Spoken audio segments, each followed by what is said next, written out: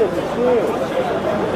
You know what it is? These jumbo, you know what it is? It's that damn smoke. Yeah, smoke. That's right.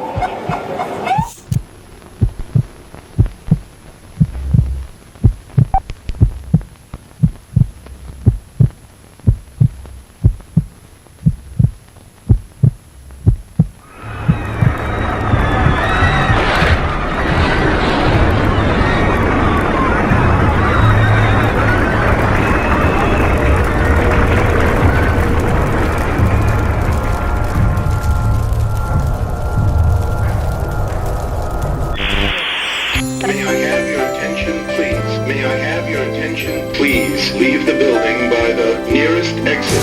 Do not use the elevators. Obviously a major malfunction.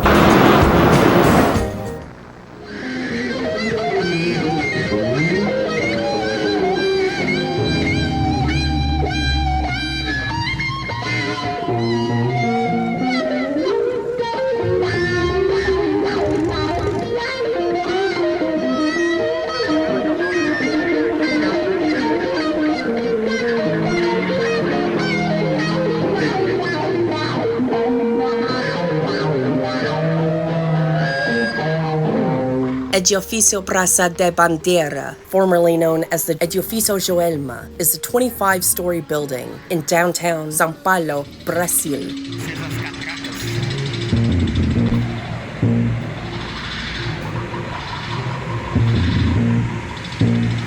Agora o nome dele é Edifício Praça da Bandeira. Esse setor aqui tá fechado, parece.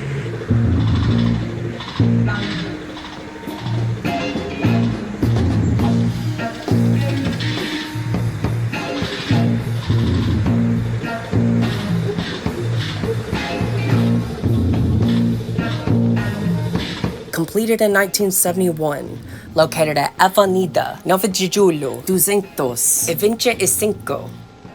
On February 1st, 1974, an air conditioning unit on the 12th floor overheated, starting a fire.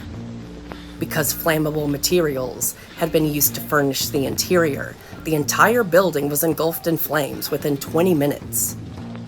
Of the 756 people occupying the building at the time, 179 were killed and 300 injured.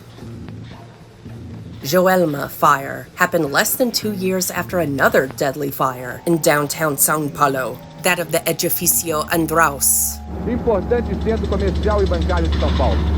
Neste prédio funcionam duas agências bancárias, escritórios comerciais e a torre transmissora da TV Record. Da parte de baixo, o fogo passou rapidamente para os outros andares. O corpo de bombeiro não demorou a chegar, mas teve que esperar meia hora para estar.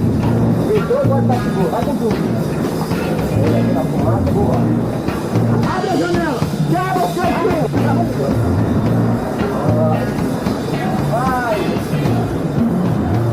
Vai!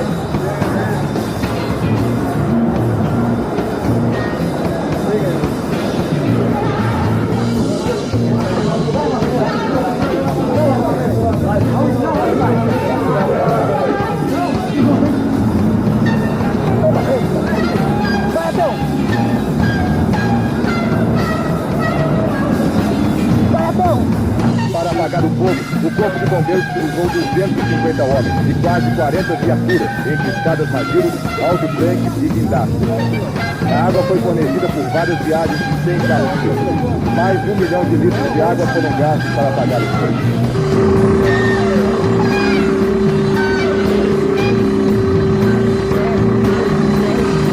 5 helicópteros colaboraram na operação de salvamento, mas só puderam descer nos prédios vizinhos por causa da torre da TV Record, que fica no alto do edifício grande. As of 2025, the Joelma fire remains the second worst skyscraper fire ever in terms of the death toll, after the collapse of the World Trade Center, New York City, on September 11, 2001. I'm sure you've never heard of that.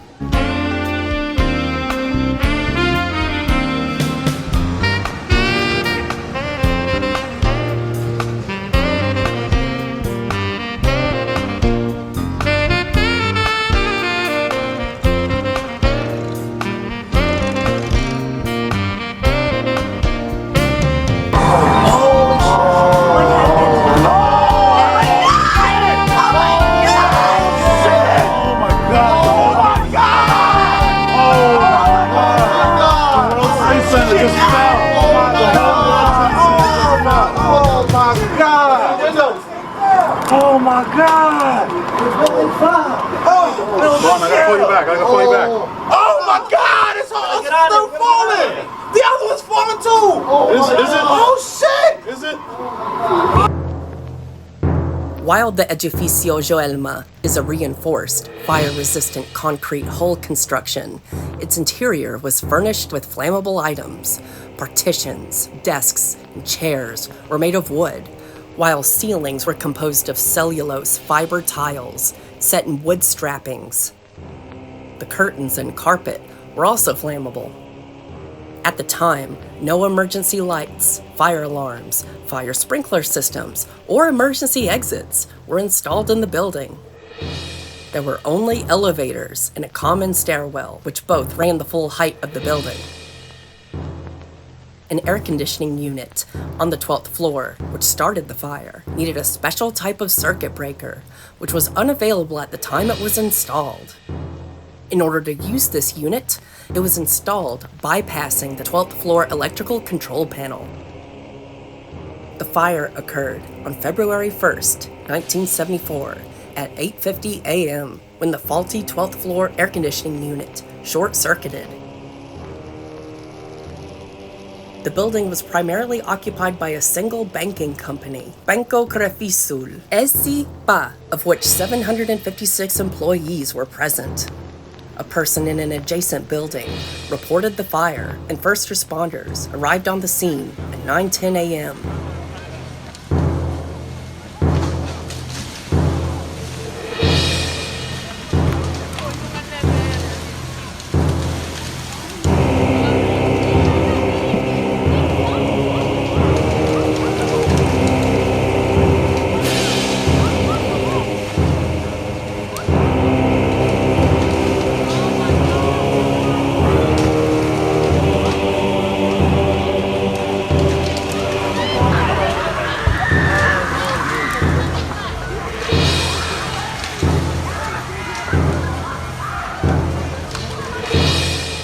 Assistance was requested, and further units arrived at 9:30 a.m., by which time flames were nearly to the roof of the building.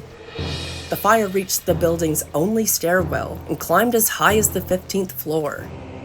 It did not reach any higher because of a lack of flammables in the stairwell, but it filled the stairwell with smoke and heat, making it impassable. Fire crews attempted to gain access using the stairwell, but could not go any higher than the 11th floor. Initial efforts led to the successful evacuation of some 300 employees before the heat and smoke became too overwhelming. Approximately 300 more people were evacuated using the elevators, a practice that is not recommended by fire officials.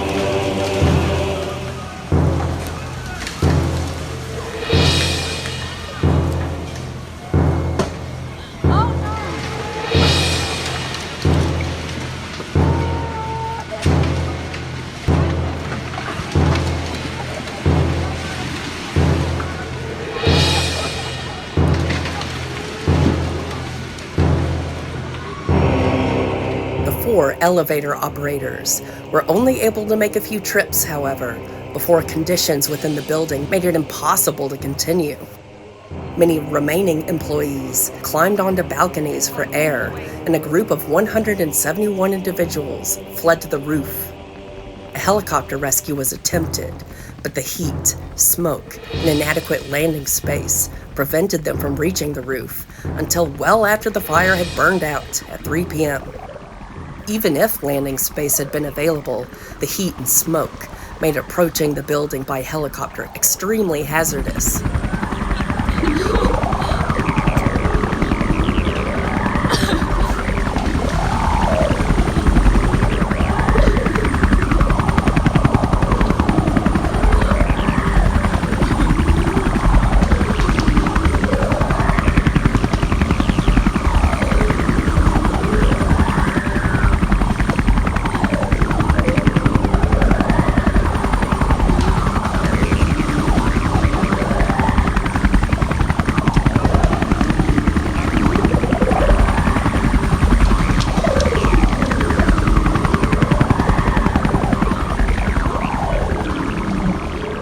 Approximately 80 people hid under the tiles on the roof of the building, who were found alive. Despite the best efforts of rescue personnel and witnesses, who shouted and created signs encouraging people to remain calm, 40 individuals jumped to escape the conditions inside, and in failed attempts to grasp unreachable fire ladders. Some have no choice but to jump.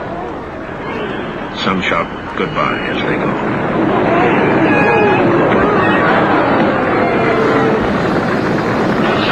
Firemen hold up signs. Stay calm. The danger is past.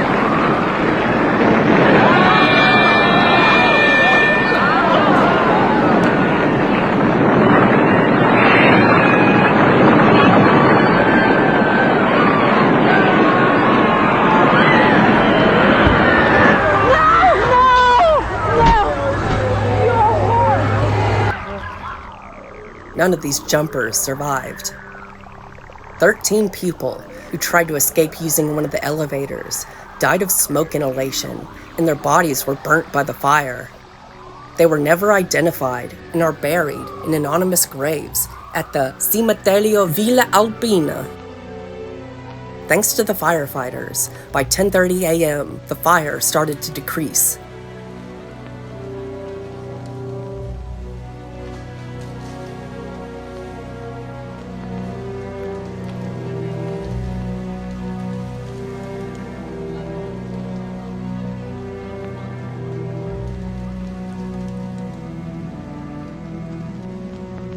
Four and a half hours later, it had engulfed all flammables and simply burned itself out. Medical teams, fire crews, and police were then able to enter the building and search for survivors. The fire had been the greatest death toll in any such disaster in a high-rise building. Death toll estimates range from 179 to 189. The fire became a landmark case that led to changes in fire safety regulations, not only in Brazil, but all over the world.